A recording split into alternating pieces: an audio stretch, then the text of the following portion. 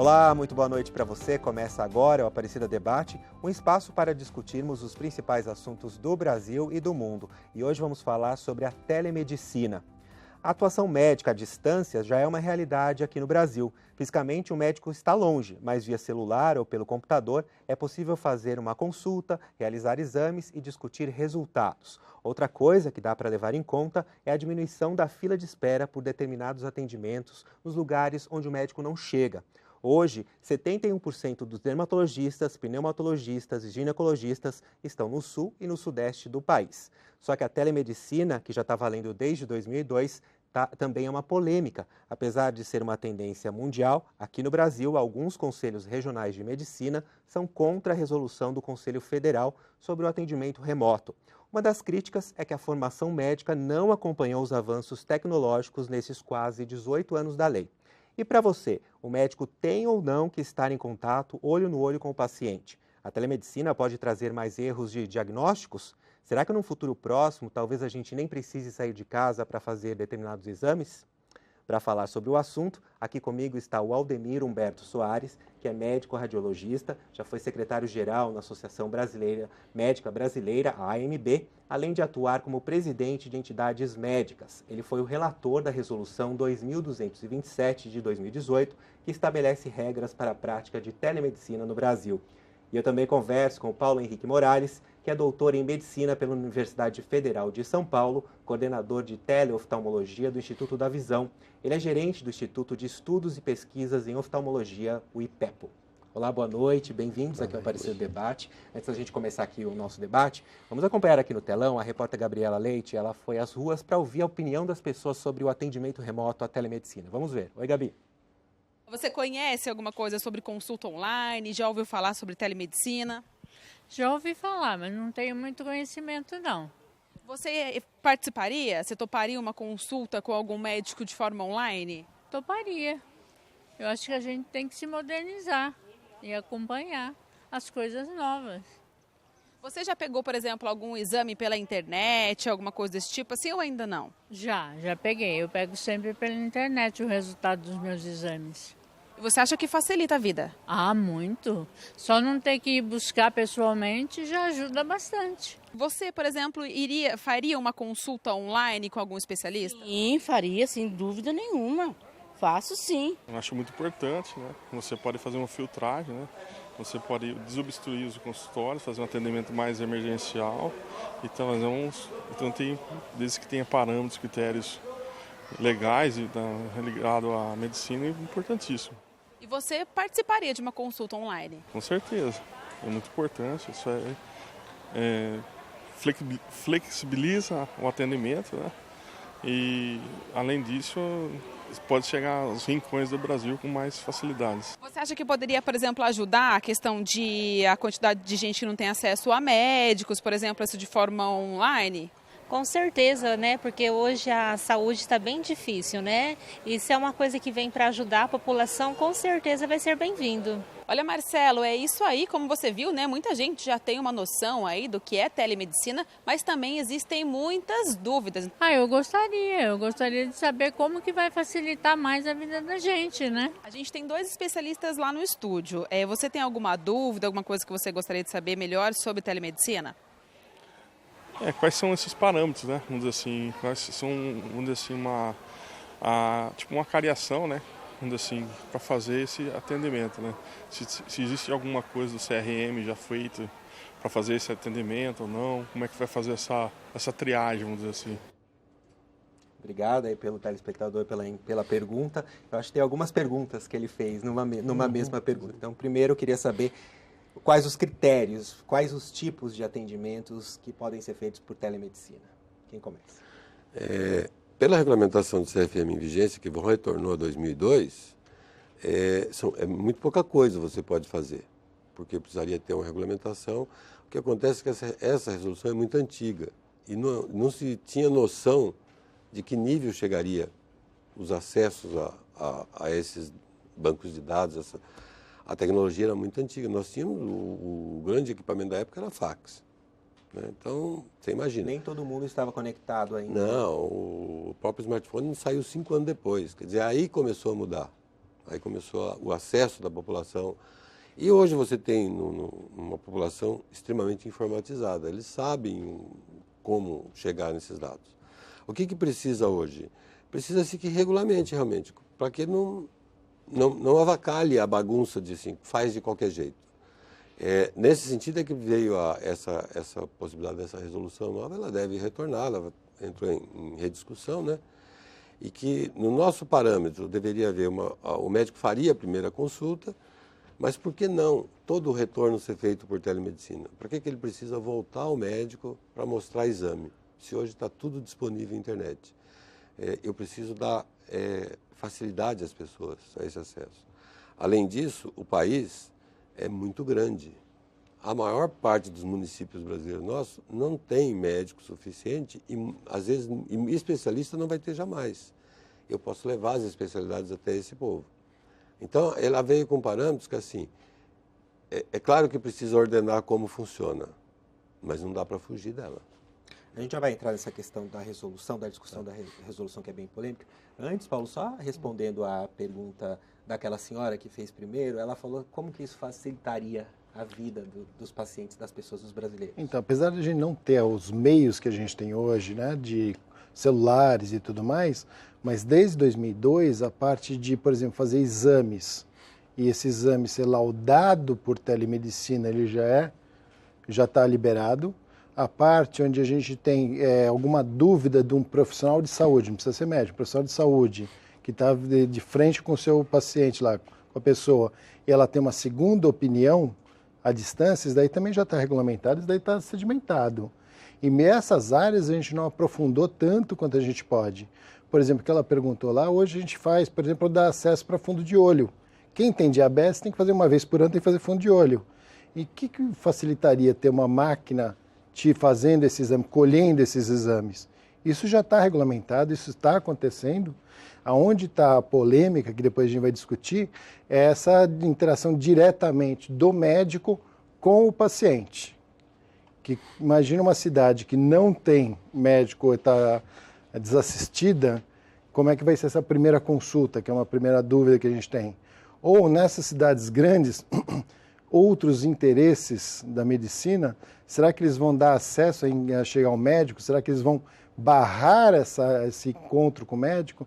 Aí vem toda a polêmica, porque o que a gente comentou aqui com as duas pessoas que estavam ali, primeiro, são pessoas, vocês viram, a gente teve entrevista lá perto da igreja, então são pessoas de fé. Santuário Nacional. Santuário, lá estão as pessoas de fé. Então o que a gente tem que dar proteção para que essas pessoas que acreditam por fé, elas tenham embasamento por trás de proteção. Essa proteção que vem toda a polêmica. Então, pegar o exame pela internet. Na nossa experiência, que a gente viu na Zona Leste de São Paulo, 64% dos nossos pacientes não iam buscar os resultados. Então, a gente pulou essa etapa. Eu mando o resultado direto para o médico que assiste ela. Além dela, tem acesso. O médico que pediu aquele exame também tem acesso. E isso a gente faz com que ele não tenha que vir buscar exame. Quando ele for na próxima consulta, que é uma avaliação secundária, o médico tem esse dado com ele. Essa parte acho que está sedimentada e está avançando bastante no Brasil. Uma coisa que me preocupa, e depois a gente pode ver, hoje, por exemplo, muitos exames, eles não são feitos, principalmente de radiologia, não estou falando do Brasil, mas vamos pegar a América Latina, porque é um pouquinho mais amplo isso. Grande parte dos exames hoje de radiologia, eles não são feitos nem no próprio país. E essa também é uma outra discussão que vai entrar. Por que então, Aldemir, é tão polêmica essa resolução 2227 de 2018? Por que ela demorou 2 anos aí de debates e ela está parada agora, né? Tá. Primeiro que assim, ela veio acompanhando a evolução da informática. A ciência estava evoluindo ao lado.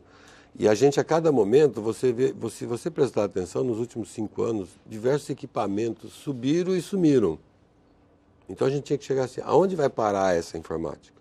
Até que ponto eu vou ter isso? O que preocupa muito a gente? Não é tanto assim a consulta, o exame. Nós temos equipamento hoje suficiente para tudo isso. Temos recursos para isso. Mas eu também tenho que me preocupar com os dados desses pacientes. Então eles precisam ser preservados. Aí o país também veio com a Lei Geral de Proteção de Dados, e isso tudo foi incorporado, e eu acho que assustou os médicos. Primeiro que eles achavam que assim, não, qualquer um faz consulta agora por internet. Não, não é assim. Precisa ver quem está fazendo, como está fazendo. A gente tinha uma programação de que a primeira consulta que você vai ao médico, você faz presencial. A partir daí não. Mas ela abria o espaço para os locais que não tem médico. E isso no país é uma área muito extensa. E nós temos hoje equipamentos que, com a internet das coisas, o médico aciona da onde ele está. O Paulo tem muita experiência com isso. O oftalmo já tem muita coisa. Que eu só preciso de alguém lá para me ajudar e colocar no local certo do paciente. Então eu posso fazer exame de garganta, de ouvido, posso fazer exame de olho, posso fazer ausculta cardíaca, posso fazer ausculta pulmonar, medir pressão, posso fazer controle, posso monitorar um paciente de qualquer lugar do país. A resolução traz também, e é preciso que ela traga, uma definição como a gente fez na teleradiologia. Só pode ser feita por médico no Brasil, porque senão a gente sai do controle de quem está fazendo. E quem está fazendo perde-se, assim, como é que eu vou punir uma pessoa que fez alguma coisa mal feita com um paciente aqui e ele mora fora do país? Então, nesse sentido, assim, para ser médico no Brasil, precisa ter CRM. E quem tiver CRM no Brasil pode atender. Essas são as seguranças necessárias para o mecanismo. O resto, assim, é a internet nossa vai melhorar, ela vai explodir até o final do ano, porque o governo promete a liberação do 5G para o segundo semestre, e aí nós temos velocidade. Grande parte desses aparelhos que eu estou falando que fazem exame, eles são conectados por 3G, não preciso nem imaginar a internet, porque vem sempre aquela discussão, nós não temos internet no Brasil. Não, nós temos telefone no Brasil inteiro. Então nós temos acesso a isso tudo. E aí a preocupação é assim, como é que eu controlo tudo isso para que não vaze, porque os dados das pessoas precisam ser preservados.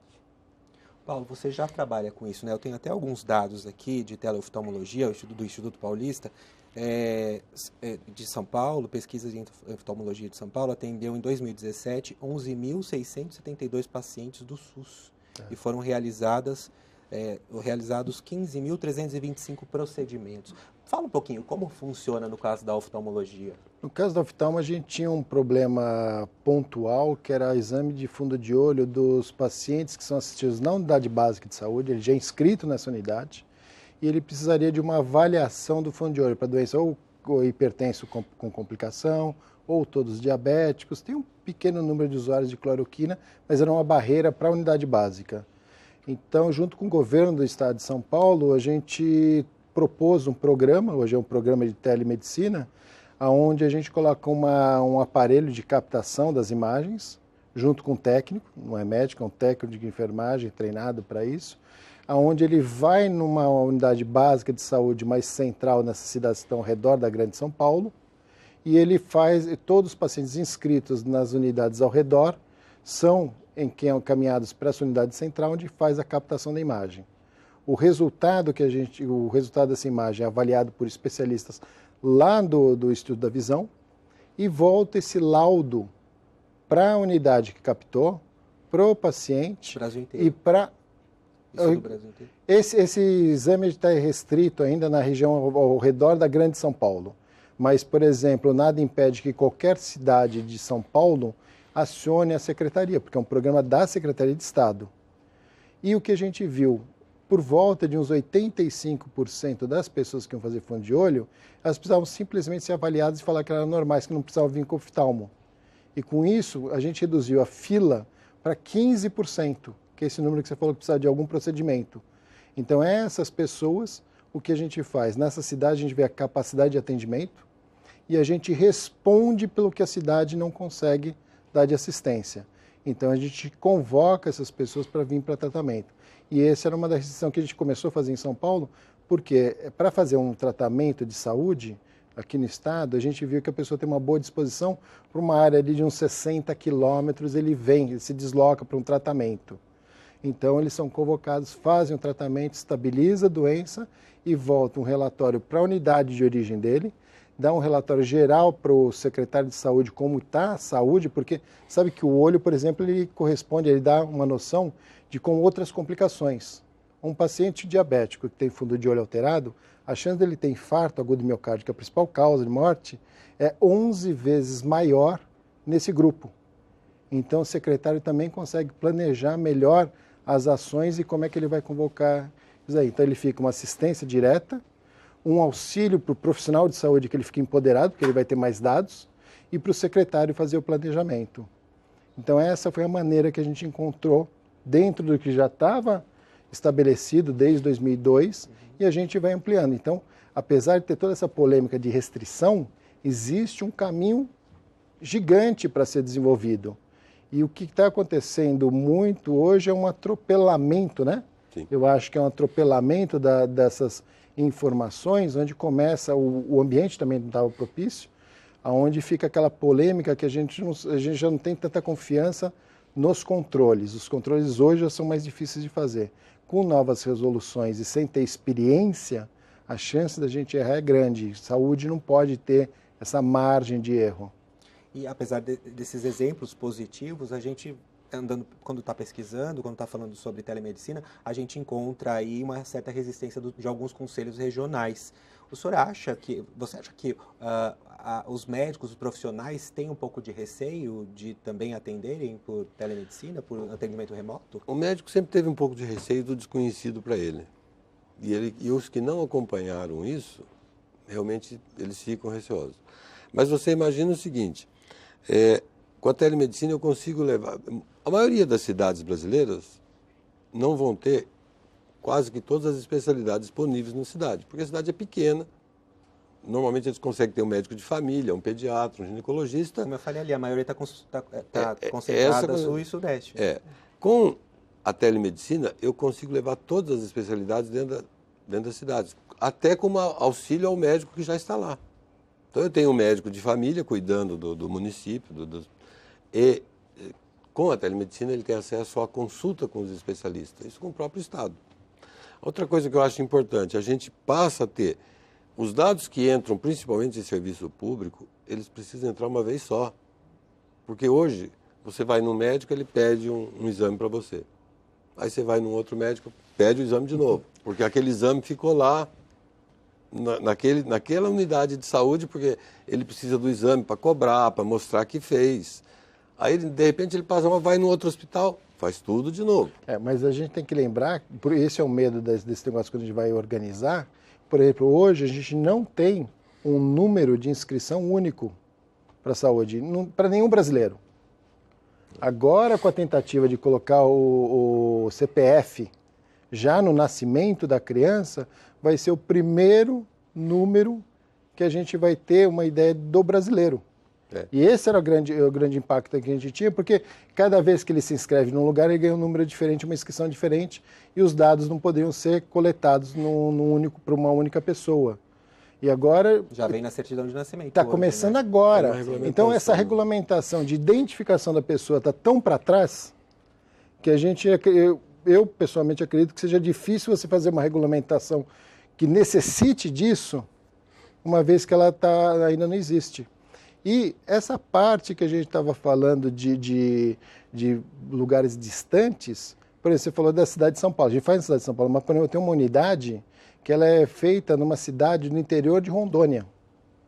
Rondônia, ali tem um centro, né, que a USP fez, em Montenegro, é uma cidade fora da capital, na capital, onde ele tem uma unidade de saúde. Ele foi ver medicina tropical. Só que é o único médico da região. E um dos principais problemas da população é o olho.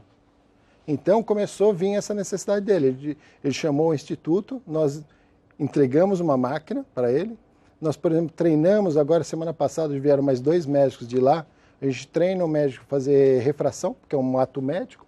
O médico não precisa ser oftalmologista para fazer a refração. Então ele tira foto do fora do olho, dentro do olho, a gente avisa se tem alguma patologia além de grau.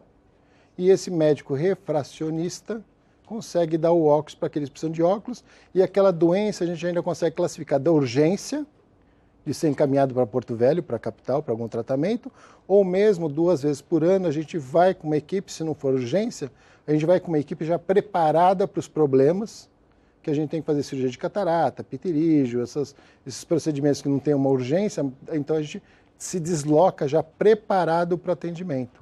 Vamos voltar então a falar de uma das críticas em relação à telemedicina, que é a questão de estar favorecendo os convênios com a questão de redução de custos, porque aí eles podem atender via internet, podem fazer a triagem. Eu queria que vocês comentassem um pouco isso e se isso realmente é uma crítica ou não. Não, o que a resolução, houve um momento, a gente já sabia que os convênios iam lançar esse tipo de atendimento. E a resolução precisava sair naquele momento para isso também, para assim, ó, é desse jeito que a gente aceita que faça.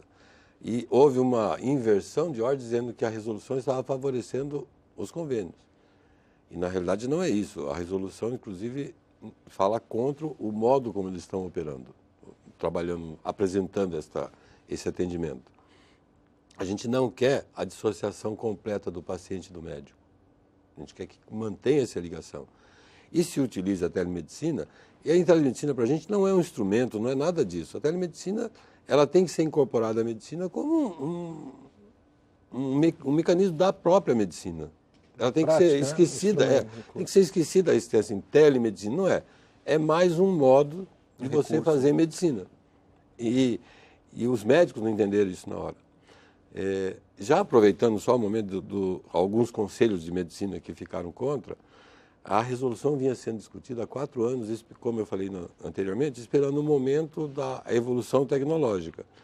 Em outubro de 2018, mudaram-se os conselhos de medicina. Teve eleição, entrou novos conselheiros, alguns mudaram completamente de quem estava lá, e vários desses conselhos completamente novos achavam que não tinha sido discutido o assunto, que estava sendo imposto de cima a baixo. É que a sequência foi muito infeliz, onde uma resolução, por todo o problema técnico dela ser publicada, uma resolução que veio de dezembro de 2018, já com a polêmica que os convênios já estavam implantando isso em algumas cidades piloto para ver como é que funcionava.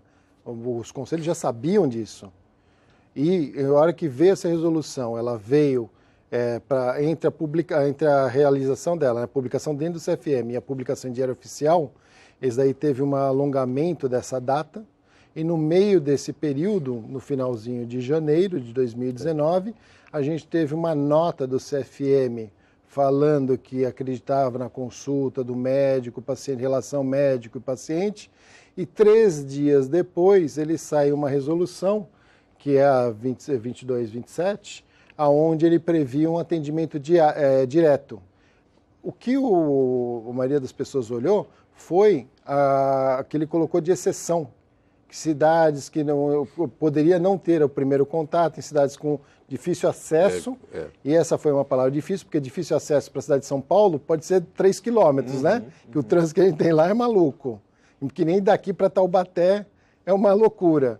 E isso daí abriu uma porta muito grande, onde passa um boi, passa uma boiada, para que desse apoio, e assim foi entendido, né? Que desse apoio para esses convênios privados a fazerem essa triagem que eles já estavam realizando. E assim foi entendida. Se a intenção foi de regulamentar isso para bloquear a ação dos convênios pelo CFM, pelas associações, ainda mais que estavam entrando novas diretorias, tendo esse fato e essa cronologia, ela foi entendida como uma afronta, onde o convênio estava ditando as ordens dentro do Conselho Federal de Medicina. Aí veio toda a polêmica que teve que voltar para trás para uma nova discussão. O problema é que assim, a telemedicina no mundo inteiro ela tem uma importância muito grande, principalmente nas áreas remotas, em que não tem médico. Isso é um problema do mundo, não é um problema do Brasil. O mundo todo tem comunidades pequenas com 1.000 habitantes, 2.000 habitantes, não tem médico. E não é só no Brasil isso. Né? Mas a gente deixou um espaço em que essas comunidades precisaria ser feita uma regulamentação para elas. Eu lembro que a Irlanda fez uma regulamentação depois da gente, assim, cidades que você tenha que viajar pelo menos 4 horas para encontrar um médico em condição normal de temperatura, entendeu? Sem falar que é por causa de chuva, nada. Mas eles colocaram uma quilometragem. Essa quantificação ela é importante, porque aqui a gente está vendo aí no Poder Judiciário toda essa discussão que está tendo. Qualquer brecha, ela abre um caminho para quem tem má intenção. Porque quem conhece profundamente a lei não são as pessoas de bem, são as pessoas de mal que usam ela toda hora.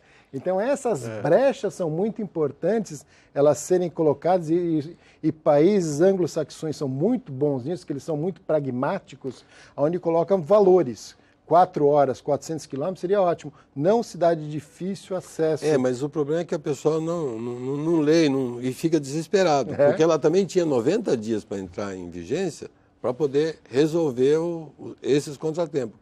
Porque você consegue fazer uma resolução, fazer um ajuste, regulamentar esse ponto, né? Mas ela trazia um dado que a gente sabe que é importante. Por exemplo, a gente entende que, por exemplo, essa triagem, esse que os convênios fazem, para a gente ela vinha com uma regulamentação de uma triagem médica, mas ela já proibia, não pode fazer diagnóstico e não pode receitar. É só para eu identificar para onde que eu mando esse paciente. Que esse era também uma preocupação nossa muito grande. Porque uma das críticas, inclusive, só complementando, é isso, né? Que esse primeiro contato médico-paciente poderia, se não fosse presencial, poderia trazer erros nos diagnósticos. Então, mas isso é uma das críticas. Isso, por isso que ela já vinha. É proibido o diagnóstico e receita. Não poderia receitar nada. Era só para identificar, eu vou te mandar para tal lugar, você precisa ser atendido em tal lugar. E essa é a deturpação que eles fazem, porque eles fazem uma triagem e dão receita. Com os diagnósticos. Atendimento de pronto-socorro, né? Que hoje uma porta deles é urgência, por exemplo. Eles mostram o lado bom, né? Se eu tenho uma criança que já tem um pediatra, que está com febre, a mãe está lá na casa dela, você não acha que o médico poderia dar apoio por tele? Isso é óbvio que sim. As propagandas são bonitas. A propaganda é bonita, mas quem conhece o sistema, ele sabe o tamanho da deturbação que pode acarretar isso daí. E parte de tecnologia que a gente está conversando aqui, de implantar a tele, poxa, a gente dá assistência médica para um cara na Lua, né? Para o astronauta tem problema, ele é assistido para o médico na Terra. E como é que ele pode chegar aqui na parte do Brasil? E o Brasil, claro, se a gente for ver, praticamente, hoje que 80% das cidades do Brasil tem menos de 50 mil habitantes. Só das cidades. Só que 2/3 da população vivem em cidades com mais de 50 mil. Então, levar para um grande número de cidades com poucas pessoas, ela vai ajudar. Mas a gente já tem...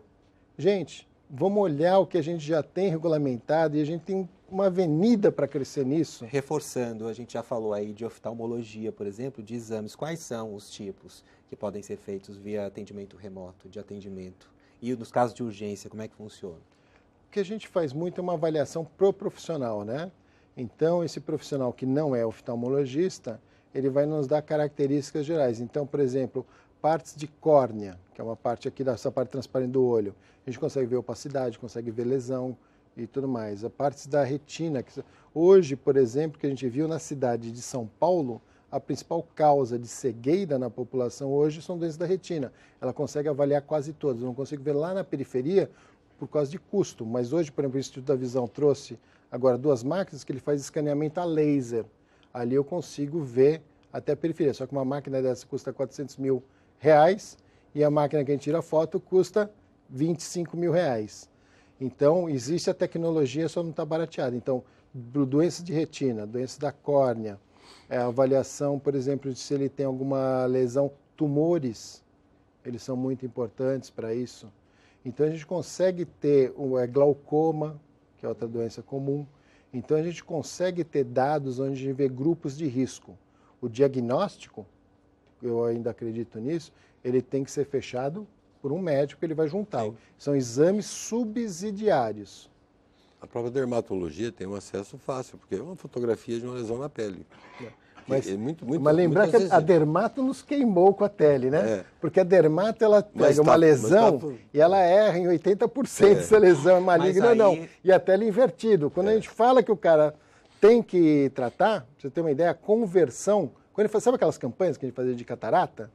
A conversão, se eu falar assim, que se você está enxergando mal, tem mais de 50 anos, venha fazer um exame direto, por volta de 5 a 10% se transforma em cirurgia. Com o programa de tele, a gente chega a 87%. Então, se a pessoa se desloca, em 87% ela vai realizar a cirurgia. Então, é muito preciso. E aí, nesses casos de dúvida, também a telemedicina entra como um reforço, né? Para conseguir ter a opinião, a avaliação de um segundo, terceiro profissionais, né? De outros lugares. É isso que eu dou. Você leva uma medicina de qualidade a qualquer ponto do país, utilizando tecnologia. Essa tecnologia está crescendo, ela vai ampliar mais. Ela não está limitada assim, chegamos no topo. Agora, os médicos precisam participar disso e eu tenho certeza, as pessoas aceitam. Aceitam porque, além de ser assim, o acesso que ela passa a ter, a muitos procedimentos que ela não tinha em lugar nenhum, ela passa a ter essa possibilidade, você também dá uma comodidade à pessoa. Olha, você nem sempre precisa ficar se deslocando. Por que eu não posso usar? A gente tem dados feitos, inclusive na própria Inglaterra, de eu fazer telemonitoramento pelo médico que cuida de casas de idosos de longa permanência, em que 20% dos pacientes deixam de ser internados, porque hoje você não tem recursos. O médico passa lá uma vez por semana. Você passou mal o idoso, você tem que pegar e levar um pronto-socorro. O acesso é muito importante. Eu vejo esses pacientes nossos, desse nosso programa de tele. A gente viu já 70 mil pacientes no programa. Eu pego pacientes que eles chegam, a gente vê no instituto que é um prédio. Como é que eles recebem essa? Porque é uma novidade também para muitos, né? Para a maioria. Mas para ele fazer o exame, ele está fazendo um exame que ele já estava esperando, né? Porque a maquininha, ele não é uma maquininha sem ninguém atrás, não é um robozinho que está fazendo, é um profissional de saúde que está fazendo aquilo. E comovente, o que mais me comove é chegar lá no Instituto da Visão, que é um prédio, e eu fico observando eles chegarem. Eles têm medo, eu vejo ele entrar no elevador, eles esperam 2 ou 3 elevadores subir, porque é a primeira vez na vida que eles estão subindo de elevador. Então, uma coisa que me motiva muito é conseguir dar acesso a tratamento a laser para essa pessoa, de uma pessoa que nunca subiu no elevador. Qual era a chance dessa pessoa ter descoberto essa doença e ter acesso a esse tratamento? É através da tele, onde a gente tem mesmo uma ligação com profissionais altamente especializados em áreas distantes. E essa é a telemedicina que a gente realiza hoje com qualidade. O restante, que é atendimento diretamente, isso ainda tem que ser amadurecido. Porque apesar do médico ele ser muito resistente a novidades, isso é uma coisa trabalhada, porque imagina só que a gente tem de propagandistas, novos tratamentos fazendo ser melhor, o médico tem que saber filtrar isso para levar o que realmente faz diferença. A gente já tem essa resistência já treinada. Então, já somos muito conservadores. Sim. Né? Essa daí precisa de um amadurecimento da classe para que a gente sinta a vontade de fazer isso com segurança. Aliás, Aldemir, essa é uma das críticas, né, dos conselhos regionais, de que a formação médica não acompanhou a evolução aí os avanços tecnológicos, não acompanhou. Essa é uma das críticas de alguns conselhos regionais. Essa é uma crítica, mas eu fiz faculdade, me formei há 42 anos já. Eu não podia esperar isso na minha faculdade. E outra, essa tecnologia que está aqui hoje, pode ser que daqui a 10 anos seja completamente diferente. Então, mas a doença é a mesma, o paciente é o mesmo. A tecnologia vai mudar. A tecnologia é só para me trazer o paciente para perto. Se eu tiver acesso ao paciente, eu vou fazer o diagnóstico. Se eu não conseguir fazer o diagnóstico pela telemedicina, eu vou identificar que ele precisa ser examinado. E aí a gente vai buscar o paciente para ser examinado. Quer dizer, essa é a ideia do processo todo. Primeiro é eu conseguir ter um acesso a ele. Isso eu estou dizendo nas áreas remotas, não é dentro da cidade de São Paulo, que você pega seu carro, vai ao médico. Para essas pessoas que vivem nas grandes cidades, eu só estou dando um conforto assim, você não precisa retornar ao médico para o retorno para mostrar exame. Ele vai olhar seus exames lá. Como aquela senhora falou, que hoje você pega o exame na internet. Para que eu preciso pegar na internet para levar para o médico? Eu posso dar o acesso ao médico, ele olha, já te dei uma receita, só que eu vou ter que mexer na receita.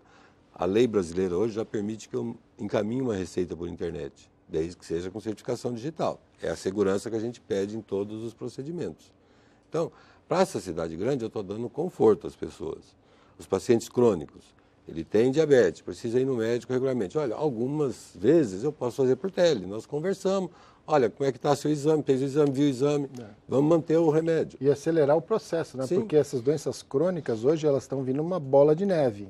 Se a gente usar a mesma medicina que a gente usava anos atrás, pode esquecer, não vai dar conta.